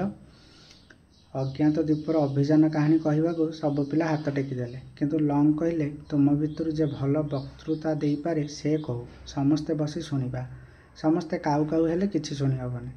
ବକ୍ସଟାର କହିଲା, ସାର୍, ମୁଁ ଆମ ସ୍କୁଲର ଜୁନିୟରଙ୍କ ଭିତରେ ସବୁବେଳେ ବକ୍ତୃତା ଦେବାରେ ପ୍ରଥମ ହେଉଥିଲି। ଯଦି ଅନୁମତି ଦେବେ ତେବେ ମୁଁ ଡାଏରୀ ଖୋଲି ମୁଁ ଆମ କାହାଣୀ ଶୁଣାଇବି। ଲଙ୍ଗ୍ ଏଥିରେ ରାଜି ହୋଇଗଲେ। ଫଳରେ ବକ୍ସଟାର ତା'ର ଡାଏରୀ ଖୋଲି ଆରମ୍ଭ କରିଦେଲା, ଧନ୍ୟବାଦ। ତାହେଲେ ଶୁଣନ୍ତୁ। ଏଭଳି ଅଦ୍ଭୁତ ଘଟଣା ଆଗରୁ କେବେ କେଉଁଠି ଘଟିନଥିଲା। ଆମେ ସବୁ, ସେ କହୁଥାଏ, ସମସ୍ତେ ମନ ଦେଇ ଶୁଣୁଥାନ୍ତି। ଶୁଣୁ ଶୁଣୁ କ୍ଳାନ୍ତ କିଶୋରମାନେ ଯେ କେତେବେଳେ ସ୍ୱପ୍ନ ବିଭୋର ହୋଇ ସୁଖ ନିଦ୍ରାରେ ଶୋଇପଡ଼ିଲେ କାହାର ଆଉ ମନେ ନାହିଁ। ବନ୍ଧୁମାନେ, କାହାଣୀଟି ଏଇଠି ସରିଲା। ଆପଣଙ୍କୁ ଏ ଉପନ୍ୟାସଟି କିପରି ଲାଗିଲା ମୋତେ କମେଣ୍ଟ କରନ୍ତୁ। କାରଣ ମୁଁ ଯେତେବେଳେ କାହାଣୀଟି ପଢ଼ିଥିଲି ମୋତେ ବହୁତ ଭଲ ଲାଗିଥିଲା, ବହୁତ ମଜା ଲାଗିଥିଲା। କାରଣ ପିଲାମାନେ ଗୋଟେ ନିର୍ଜନ ଦ୍ୱୀପରେ ପହଞ୍ଚିଲେ। ସେମାନେ ନିଜର ବୁଦ୍ଧି ବଳରେ ନିଜେ ଯାହା ଯାହା ପଢ଼ିଥିଲେ, ଯାହା ଯାହା ସ୍କୁଲରୁ ଶିଖିଥିଲେ, ତା ବଳରେ ସେମାନେ 2 ବର୍ଷ ଅକ୍ଳାନ୍ତ ପରିଶ୍ରମ କରିଛନ୍ତି। ସବୁ ବିପଦକୁ ସେମାନେ ସାମ୍ନା କରିଛନ୍ତି। ଶେଷକୁ ଜଳଦସ୍ୟୁମାନଙ୍କ ହାବୁଡ଼ରେ ବି ପଡ଼ିଛନ୍ତି। କିନ୍ତୁ ସେମାନଙ୍କ ସହିତ ମୁକାବିଲା କରି ବି ବର୍ତ୍ତି ଯାଇଛନ୍ତି। ଆଉ ଏଥିରେ ଭଗବାନ ବି ତାଙ୍କୁ ସାହାଯ୍ୟ କରିଛନ୍ତି। ତେଣୁ ଏ ଯେଉଁ ରୋମାଞ୍ଚ ଭରା କାହାଣୀ, ଏଇଟା ମୋତେ ବହୁତ ଭଲ ଲାଗିଥିଲା। ଆପଣମାନଙ୍କୁ କିପରି ଏ କାହାଣୀଟି ଲାଗିଲା ମୋତେ କମେଣ୍ଟ କରିକି ଜଣାନ୍ତୁ। ମୋ ଚ୍ୟାନେଲକୁ ଲାଇକ୍ ଆଉ ସବସ୍କ୍ରାଇବ୍ କରନ୍ତୁ। ନେକ୍ସଟ କାହାଣୀ ଏଇଭଳି ଗୋଟେ କାହାଣୀ ହେବ ଯେଉଁଥିରେ ରହିଥିବ ଯୁଦ୍ଧ, ପ୍ରେମ ଆଉ ପ୍ରତାରଣାର କାହାଣୀ। ସେ କାହାଣୀଟି ମୁଁ ଆପଣଙ୍କୁ ଆଗାମୀ ଏପିସୋଡ଼ରେ ଶୁଣାଇବି। ତାହା ମଧ୍ୟ ଏକ ଛୋଟ ଉପନ୍ୟାସ। ସେଇଟା ମଧ୍ୟ ଆପଣମାନଙ୍କୁ ଭଲ ଲାଗିବ ବୋଲି ମୁଁ ଆଶା କରୁଛି। ତେବେ ଏଇ ସାଗର ଅଭିଯାନ ବା ସମୁଦ୍ର ଯାତ୍ରା, ଏ କାହାଣୀଟି ଆପଣଙ୍କୁ କିପରି ଲାଗିଲା ମୋତେ କମେଣ୍ଟ କରି ଜଣାନ୍ତୁ। ମୋର ଚ୍ୟାନେଲକୁ ଲାଇକ୍ ଆଉ ସବସ୍କ୍ରାଇବ୍ କରନ୍ତୁ। ଆପଣମାନଙ୍କ ପାଇଁ ମୁଁ ଏମିତି ବହୁତ ଭଲ ଭଲ କାହାଣୀ ନେଇକି ଆସିବି। ଆପଣମାନଙ୍କୁ ତାହା ନିଶ୍ଚୟ ଆନନ୍ଦ ଦେବ। ରହୁଛି, ଧନ୍ୟବାଦ।